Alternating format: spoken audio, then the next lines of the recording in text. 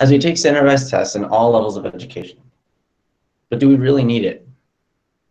Today we have come together to discuss the pros and cons of standardized testing, from elementary to all the way to the graduate level.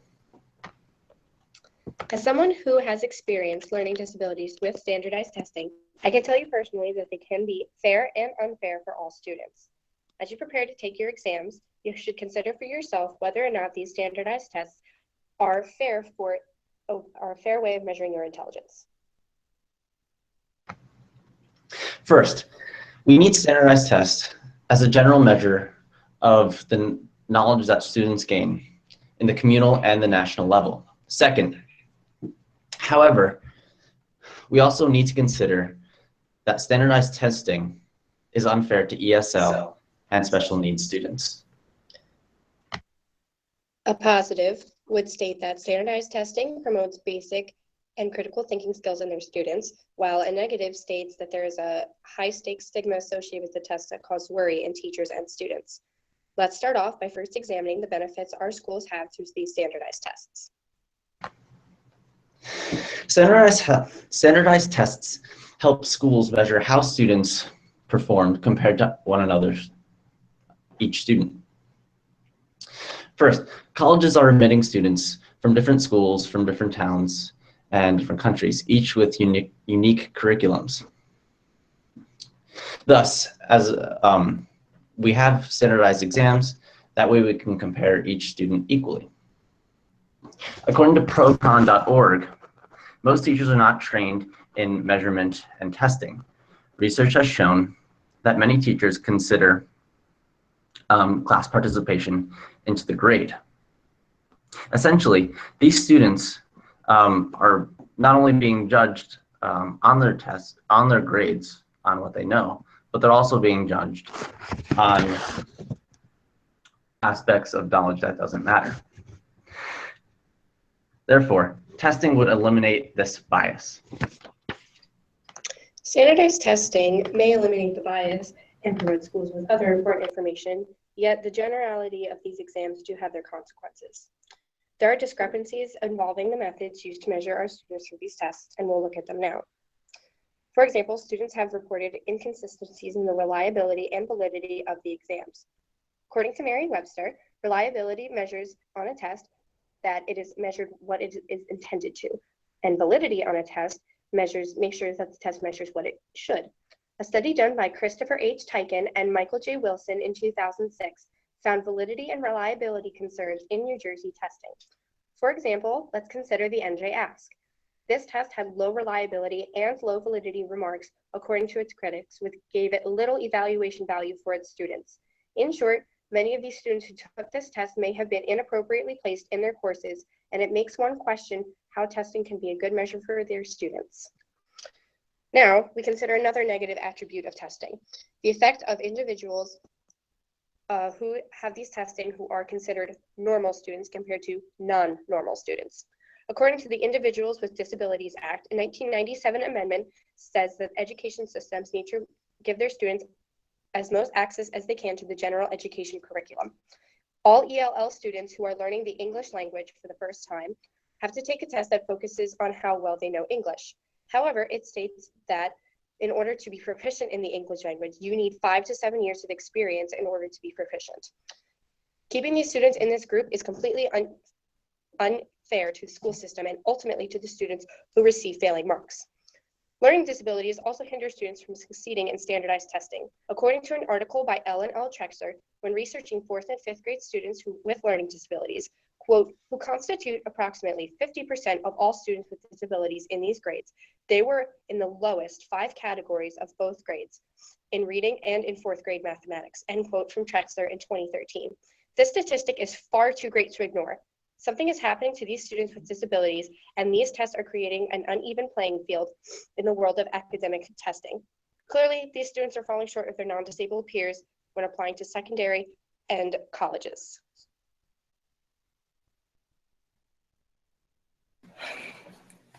Despite these factors, there have been developments for individuals with disabilities to help them in standardized testing.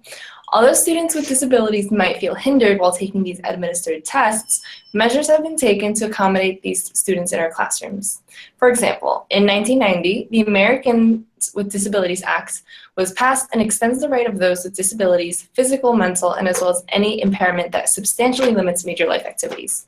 In Richard Phelps' 2005 book, Defending Standardized Testing, under the ADA, individuals with disabilities must have tests administered to them with reasonable and appropriate accommodations. The number of types of reasonable test accommodations devised for these people with every variety of disability is itself almost overwhelming. Thus, students with disabilities are now able to receive testing with accommodations to fit their individual needs. Also, since accommodations have been made, the real problem lies within identifying disabilities early enough and having the right resources to properly guide these students for matters such as testing. A school's lack of resources is the real issue if students with disabilities or language needs do not have access to proper preparation for testing. In 2011, a MetLife survey of the American teacher interviewed 1,000 middle school and high school teachers in regards to the subject of differentiating their instruction to their students' diverse learning abilities. The percentage was considerably low among math teachers, 46%, and teachers in schools that don't have a high proportion of graduates who go to college, 50%. It's not the disabilities that are hindering these tests, but rather a school's inability to meet student needs, a completely separate issue altogether. Consider now another positive of these tests that we will look into next. Standardized testing is intended to encourage students to learn basic skills and to excel in their academics. Tests are administered, first of all, to allow the government and schools to monitor how students are performing in relation to one another. In the meantime, testing promotes a certain set of basic skills that all students should have as a universal curriculum. With the right preparation and tools, the testing can often succeed in helping students in developing basic skills in math, literacy, and writing. In a 2005 academic study on the consequences of high-stakes testing, such as standardized testing and DASC, in principle, and quote, well-designed assessments could be aligned with sound teaching practices and would provide information about important basic and critical thinking skills that teachers would use to improve instruction. So therefore, testing can be used to supplement teaching instruction to improve student success. And in addition, with the right preparation and administration, these tests allow students to grow academically because they're equipped with a set of basic and critical thinking skills. According to the U.S. Department of Education, if teachers cover subject matter required by standards and teach it well, then students will master the material on which they will be tested, and probably much more.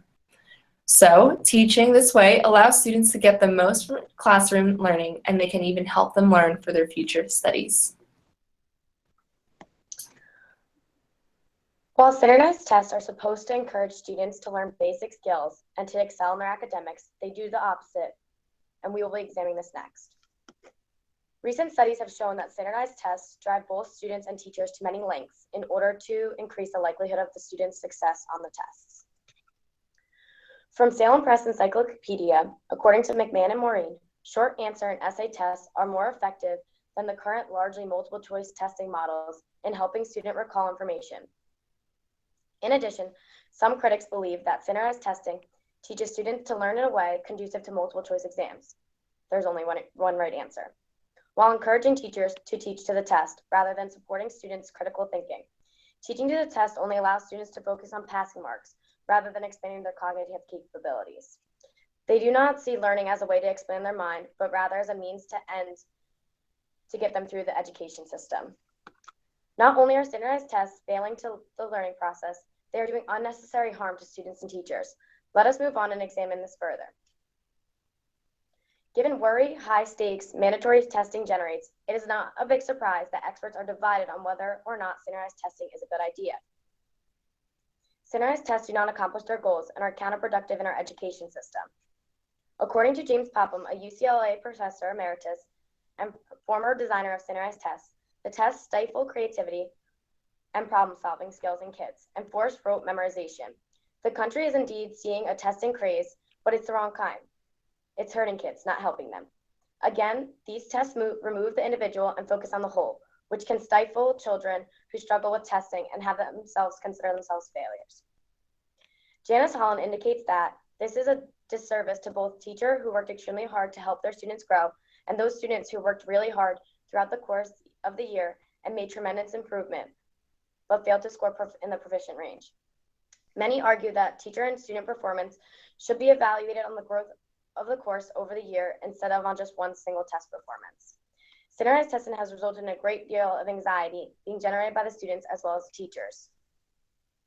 Stated by Janice Holland again, many excellent teachers have quit their profession due to the amount of stress placed upon them to prepare students to prepare well on standardized tests. Students feel the test more when there's something meaningful tied to them. In Virginia, high school students must pass a minimum of 6 standardized tests in specified areas or they will not earn a diploma, even if they have a 4.0 GPA. To put this kind of pressure on a teenager is unfathomable and completely unfair to let some bubbles on a paper dictate their future. I was someone who felt intense anxiety when it came to standardized testing in high school. I did not do well on standardized tests. My standardized test scores did not correlate with my classroom performance. Since standardized tests determined where I was placed, a lot of the times I felt bored in class because my abilities weren't being challenged.